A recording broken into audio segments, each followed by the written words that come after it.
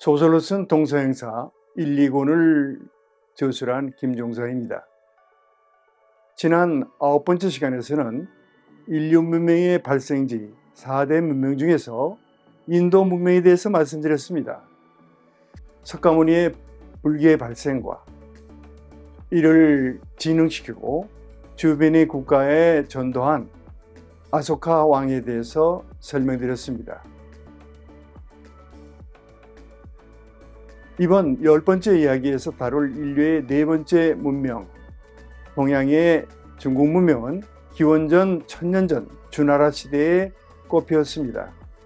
이 시대 공자가 출생하시어 유교를 세우고 이것이 중국, 동양 문화의 바탕이 되었습니다.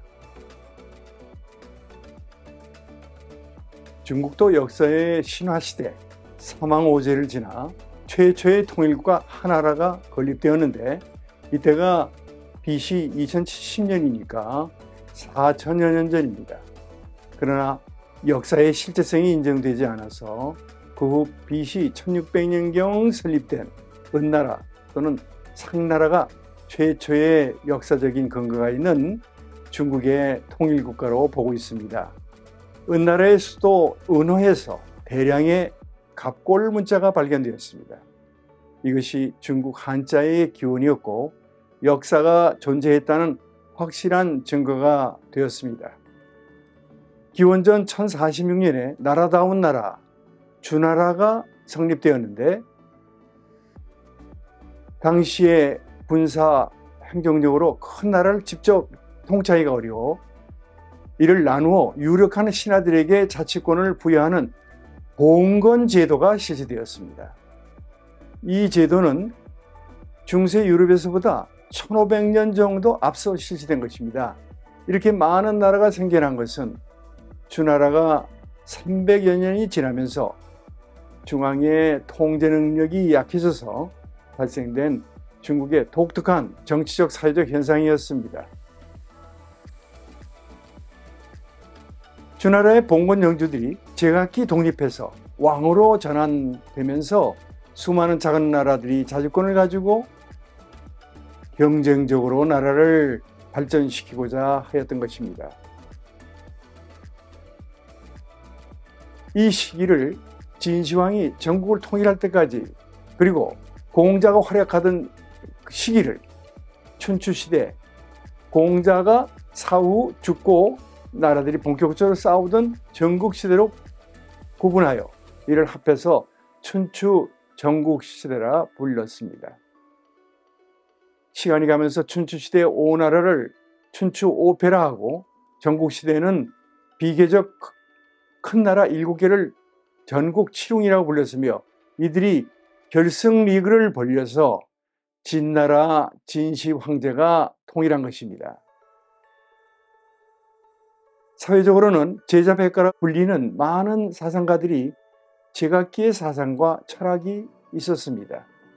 수많은 학자, 제사들이 한꺼번에 나타나 와글와글 떠드는 백가 정명시대라 하였습니다. 세계 역사상 그 유래를 찾아보기 힘든 다양한 사상, 문화, 인물과 철학이 활발하던 시대였습니다. 이때 뚜렷하고 우뚝 솟은 인물이 공자였습니다. 그 중국의 사상 철학을 대표하여 공자의 유가 사상, 노자가 대표하는 도가 사상, 그리고 법가 사상으로 구분할 수 있었습니다. 동양 사상의 대표적인 인물 공자는 노나라에서 태어나 인과 예를 최고의 미덕으로 삼으면서 수신제가, 치국평천하를 바탕으로 하는 유교 또는 유가 사상을 창시하였습니다. 특별히 누구에게 학문을 배운 바가 없는 공자는 스스로의 노력과 천부적인 예지로 14년의 유랑시대를 제외하고는 노나라에서 관직과 잠깐의 정치인 그리고 교육자의 생활을 했습니다. 그러다가 노나라에서 발탁되어 51세부터 54세까지는 공자의 육아사상을 기본으로 하는 치국에서 빛나는 경륜을 핀 황금 시기였습니다. 이후 54세 때 관직에서 추방되는 아픔을 겪고 천하의 유랑 생활을 시작했습니다. 공자의 가르침을 전하는 논어는 유가, 유교의 성전이라고 할 수 있는데 공자와 제자들의 문답을 주로 하고 공자의 발언과 행적 등 인생의 교훈이 되는 말들이 간결하고 함축적으로 기재되어 있습니다.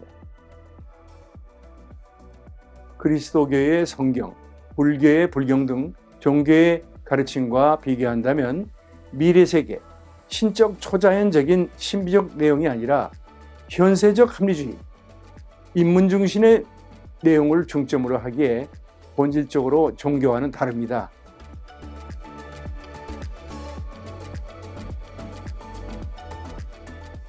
종교의 창설자 석가모니, 예수, 나중에 마호메트가 이 세상에 출현했다는 것도 중요했지만 공자가 계셨다는 것은 중국 아니 인류의 큰 행운이었다고 할 수 있습니다. 그는 좀 더 인간적으로 키가 크고 구수한 목소리에 술 잘 마시고 사람 좋아하는 인간, 솔직담백하고 항상 세상 일에 열변을 토하는 사람, 끊임없이 탐구하는 사람이었습니다.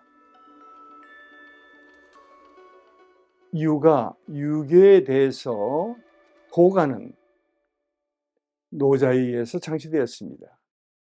언제 태어나고 죽었는지, 어디에 살던 사람인지 등등이 구체적인 신상 정보는 거의 알려진 게 없습니다. 공자보다 조금 앞서서 태어나고 활약했던 것으로 추정됩니다. 신비의 인물이었습니다. 경쟁 사회에서 무언가 해서 발전해야 한다는 국가들이 이런 천하태평한 사상을 국가 이념으로 채택할 리 만무했고 현실 정치에서 실현되지 못했습니다.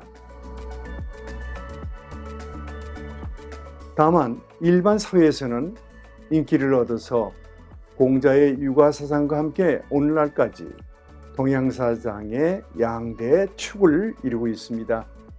당시 한비자의 법가 사상은 전국 시대의 유형이었습니다.